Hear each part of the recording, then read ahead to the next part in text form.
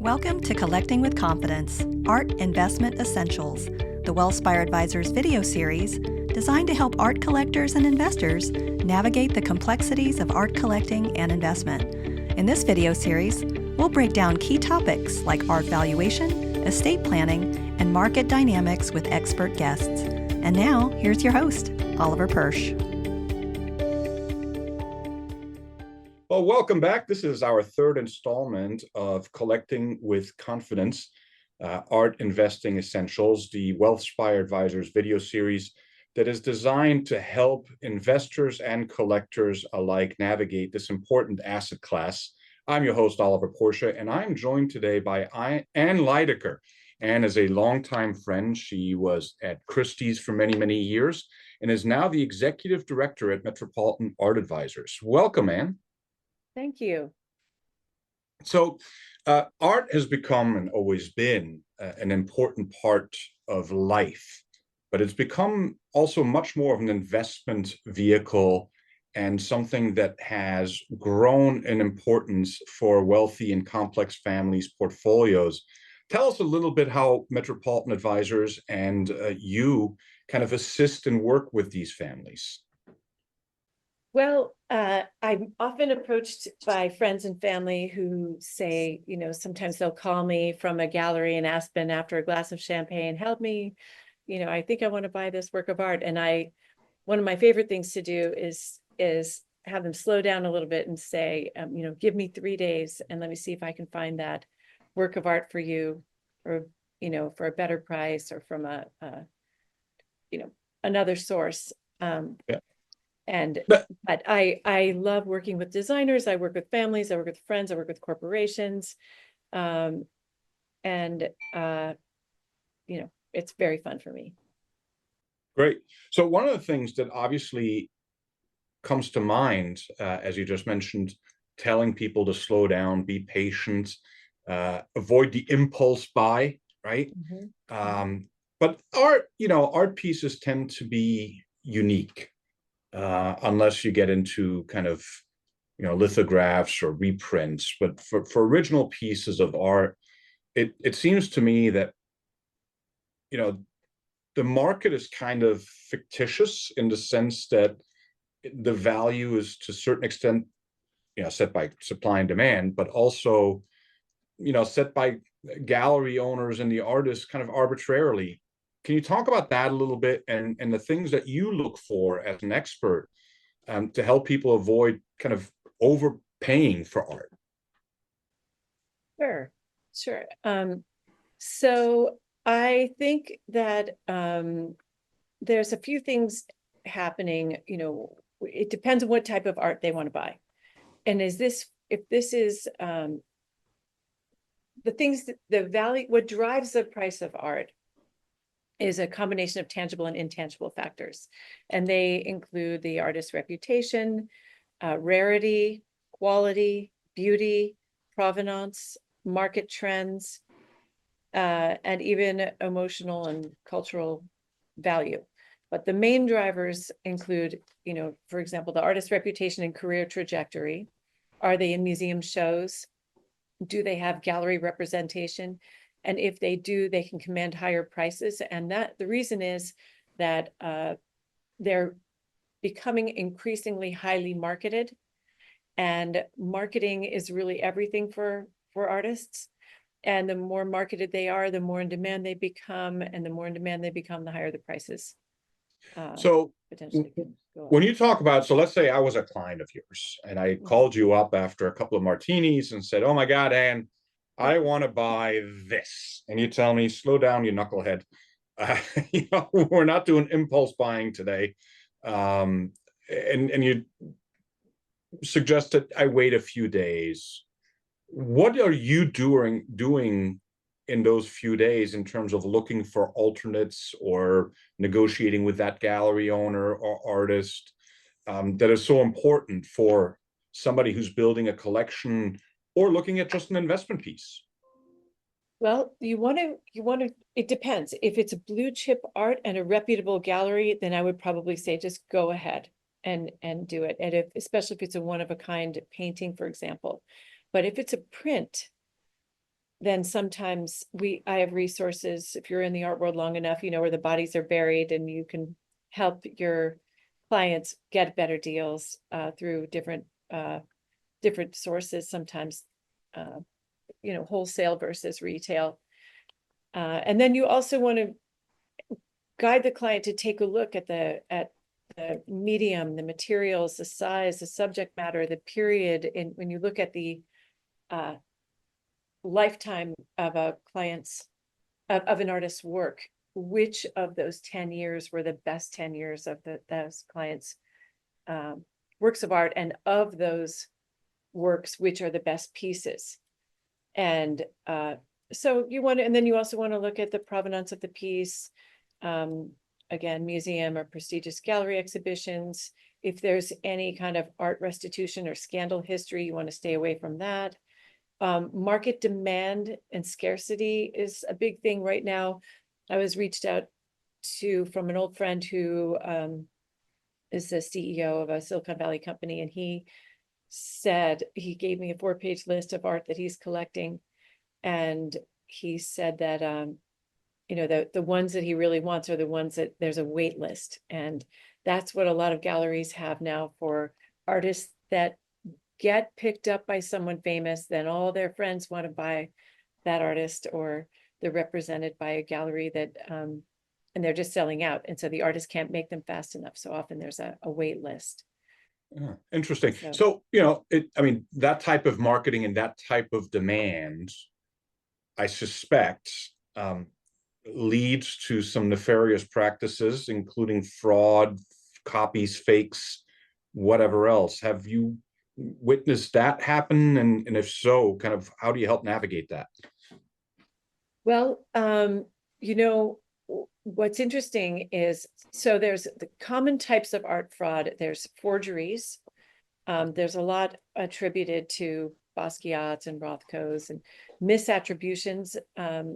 Some works where they're claimed to be by a well-known artist, but they may not be by that artist. And it could be an honest mistake that someone researched and they weren't sure, but they'll often get, if it's an expert, they'll try to get second and third opinions. Sometimes there's falsified provenance, fake ownership histories, or fake exhibition records that might legitimize a work of art. There could be restoration fraud. If a work of art is over restored, that could damage or misrepresent the condition of the work of art and boost value. And the last two types of fraud are digital alterations, which is increasingly common in photography, digital art, and NFTs, or misleading editions. For instance, print runs that exceed the stated limited edition. So, for example, if you are on a cruise ship and they, serve you champagne and they want to sell you some Salvador Dali prints, there could be a printer in the garage of someplace in Michigan that is printing out lots of runs of this particular work of art and selling it for $5,000 on the cruise ship. And then years later, you bring it to Sotheby's or Christie's and they say, surprise, it really has no value. Yeah, because it's a photocopy and not anything remotely resembling an original. Yeah. It's multifaceted. Have you experienced, let's put fraud and fakes and all that stuff aside for a moment. Have you kind of experienced where a gallery, for instance, might purposely misprice? Obviously, there's different types of galleries out there. There are the very reputable ones and good ones, and then there's kind of less so, we'll say. How do you identify the mispricing when you walk into a gallery as a relatively new collector and you say, wow, this piece is striking, I love it, I want it on my wall, it's only $20,000. How do you know if that's the fair value? Well, I had this conversation with a friend who is an art dealer in New York not long ago. And he said, if you see, for example, an emerging artist for $30,000 for sale. It's an artist no one's heard of. Then you're probably paying $25,000 too much for it. So what you want to look for is, some momentum with the artists. If they have, you can do some research on your own, and I'll show you all about different ways that you can research. But I would say just be careful. Art galleries, if there's not a lot of options, if they're solely represented by the, you can, now there's so many resources. You can research online about that artist and see if you can find secondary market works of that artist's work, or maybe someone is selling one of their works that no longer works in their home on cherish.com or First Dibs. There are different ways of maybe finding the art secondhand if you can't. But I think the prices that the galleries, they're not really trying to necessarily screw you. For example, that what they want to do is they need to keep the lights on to keep the marketing and the Yeah, no, I get it. I mean, keep the it's, business going. if you're in Manhattan, rent is not exactly inexpensive. Right. And if all you can use is the walls and not to pay the places, the rest of it, it gets expensive. I get it. Obviously, I would guess that the same, would apply to any other kind of secondary market for the art, where you want to be careful and do some research or work with somebody like you and to help go through that, especially if you're still a relatively young professional that's busy and wants to collect but doesn't necessarily have the time to spend researching. I know I would certainly fall in that category. Yeah, and I just made the mistake. I was buying someone a gift of a Mont Blanc pen online on a designer consignment site that also sells art, and it was an expensive pen, and it arrived and it was definitely a fake, the kind that you could buy for $1 in Shanghai. Yeah. So I returned it and got refunded, but I let them know that you just have to be careful everywhere. It's better to just almost, you get what you pay for. Sometimes it's better to just, the hunt is always fun. It is fun to hunt. Yeah. I love the hunt myself, but sometimes it's better to just, pay the artist or the gallery directly for what you want. Yeah. So commission to work or go meet with the artist and find out and do a little bit of research. So, Anne, one of the things that you mentioned to me is you've been kind enough to put together a list of some things that are helpful hints for collectors, things to look out for. Why don't you go ahead and share those with us? Yes. Okay. Thank you for asking. I think that what is funny is that I don't follow these myself. I love art. I love all kinds of art. But if your clients are interested in, for instance, investing in art or creating a legacy for their family, or supporting emerging artists, or just buying art for their enjoyment, the key is to really, before you begin really collecting, define your purpose. But also know that a lot of the families that we've worked with who spent a lifetime collecting, which can be really romantic for a couple collecting their art together, they find that their kids don't want any of it, or they really only want one piece. So that can get complicated in terms of estate planning. But so number one, define your purpose and your vision. Are you doing it for your enjoyment or for your personal biography of your fabulous life, or are you doing it for investment purposes? And number two, I would say educate yourself and see as much as you can. Read, join various art collecting communities. One thing that has been a huge highlight in my life is joining the high-level members groups at various museums. For instance, the MoMA Contemporary Arts Council, the Metropolitan Museum of Art has various subgroups for, film, photography, classical arts, whatever you're really interested in, old masters.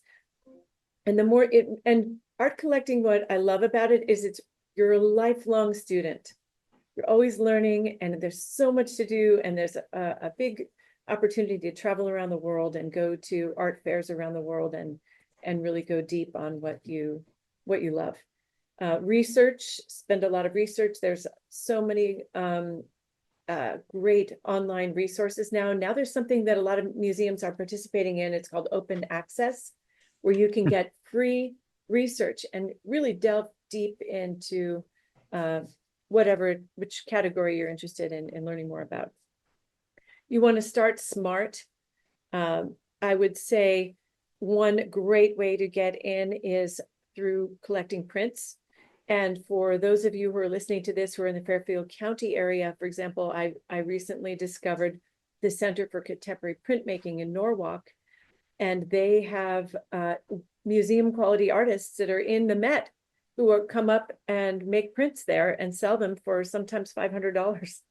Oh, wow. Great way to, yeah, and I'll let you know later about their upcoming benefits, but they're fantastic, and you'll love. We should have the executive director on a speech here too, on a conversation. So the next thing I would say is build relationships, network with artists, network with gallerists, network with leaders in the field. Curators are great people to network with to foster a deeper connection with the people who are related to the things that you really care about.